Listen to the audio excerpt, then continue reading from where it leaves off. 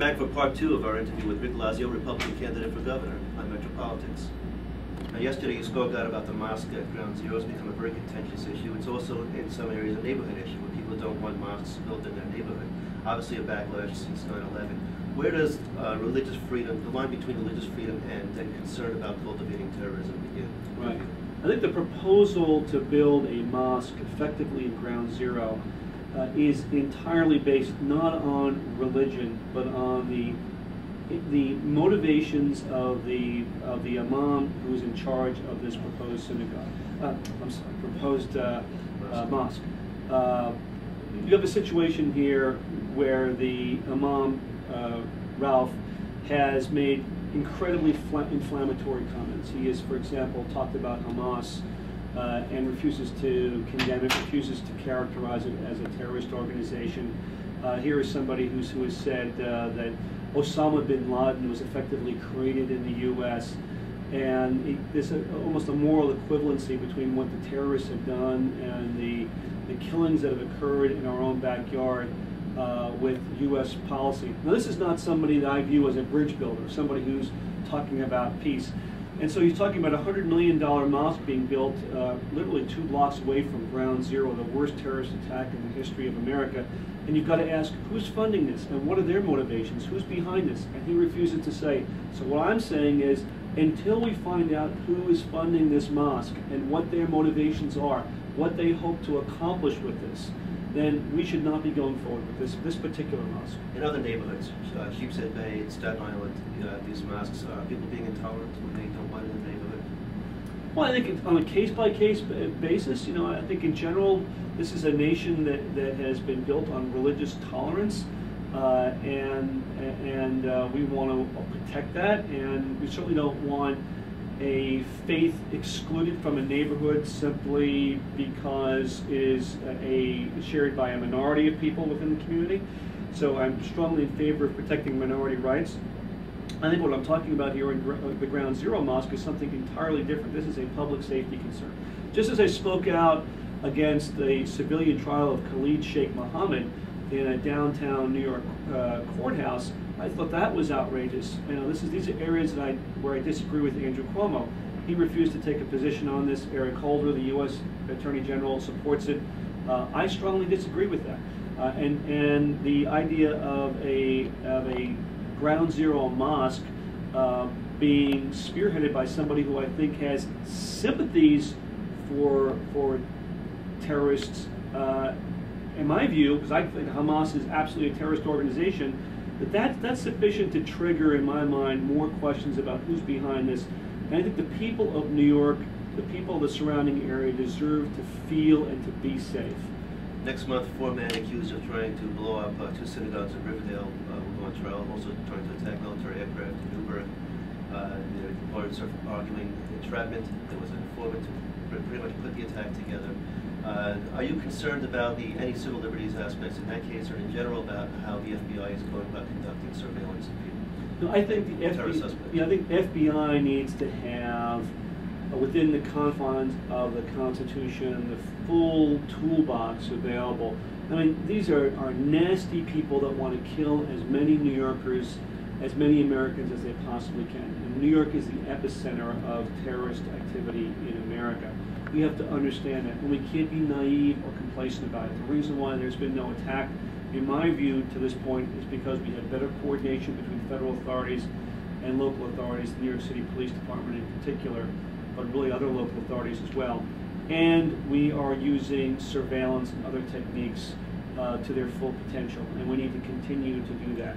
And that means, in my mind, using human resources and using all available means to assure that we get the information we need to prohibit or to stop a terrorist action before it occurs. I'd be for using more cameras, honestly, in subways. There's something called the Lower Manhattan Security Initiative, which has been used to thwart terrorist planning. We need to move that, expand that outside the Lower Manhattan area to the Midtown area, to other parts of New York. We just want more restrictions, less restrictions, or what we have now in terms of the law enforcement being able to observe people, conduct surveillance? I think what we have now are the right tools. We just need to expand them into more places.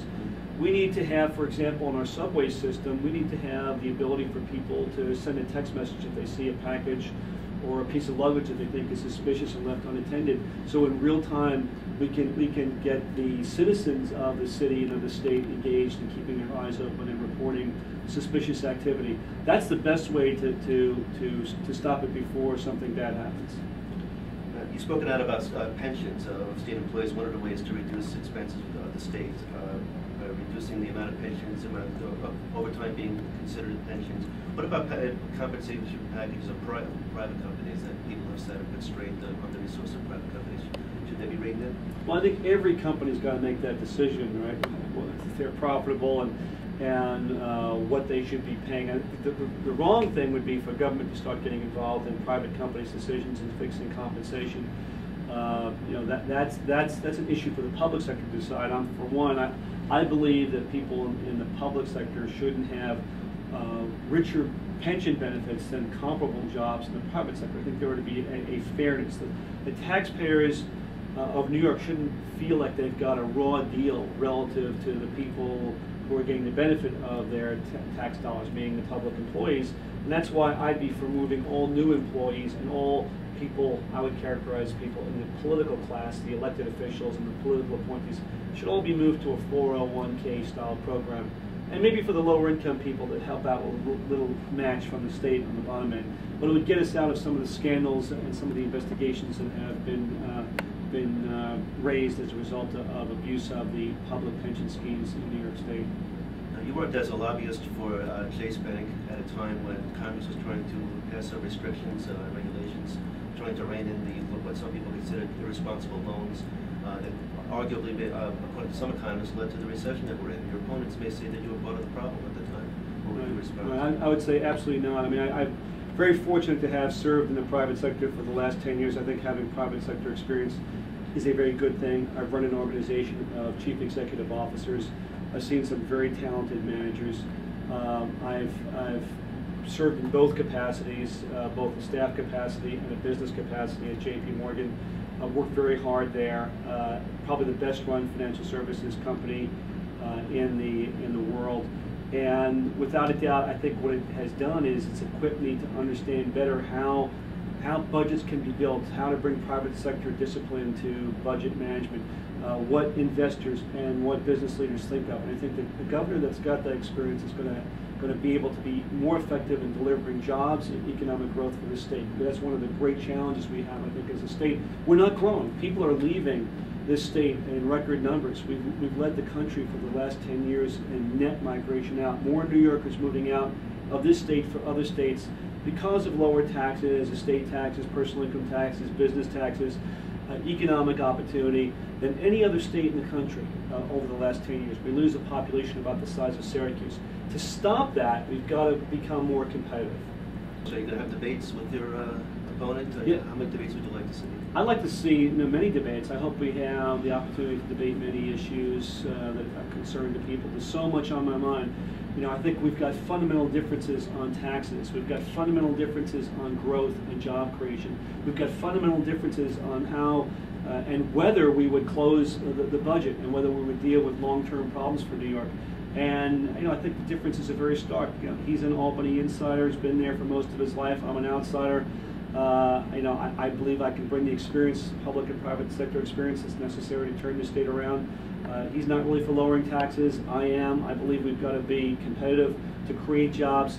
And I believe that I also have the standing as a former prosecutor who was involved in public corruption cases to clean up Albany and to set a higher standard of integrity for the state. What would you do differently in this debate than you did last time? I'd stay at the podium. Right. Thank you very much, Rick Lazio. Thank you. Great of you to join us. Thank you. Wish you luck in the campaign. Thank you very much. Speak to you again. I hope so too. Thank you.